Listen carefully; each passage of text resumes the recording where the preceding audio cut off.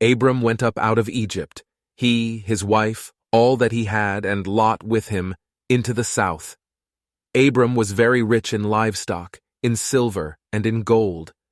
He went on his journeys from the south even to Bethel, to the place where his tent had been at the beginning, between Bethel and Ai, to the place of the altar, which he had made there at the first. There Abram called on Yahweh's name. Lot also, who went with Abram, had flocks, herds, and tents. The land was not able to bear them, that they might live together, for their substance was great, so that they could not live together. There was strife between the herdsmen of Abram's livestock and the herdsmen of Lot's livestock. The Canaanites and the Perizzites lived in the land at that time. Abram said to Lot, "Please let there be no strife between you and me, and between your herdsmen and my herdsmen, for we are relatives.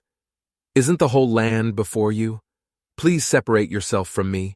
If you go to the left hand, then I will go to the right, or if you go to the right hand, then I will go to the left."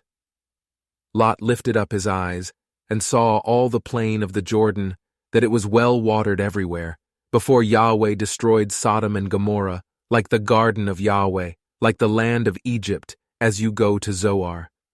So Lot chose the plain of the Jordan for himself. Lot traveled east, and they separated themselves the one from the other. Abram lived in the land of Canaan, and Lot lived in the cities of the plain, and moved his tent as far as Sodom. Now the men of Sodom were exceedingly wicked and sinners against Yahweh.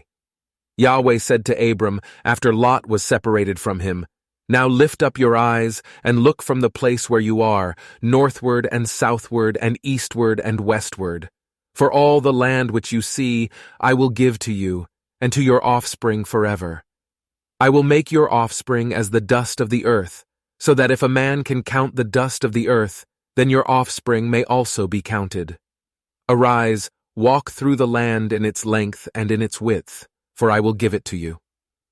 Abram moved his tent, and came and lived by the oaks of Mamre, which are in Hebron, and built an altar there to Yahweh.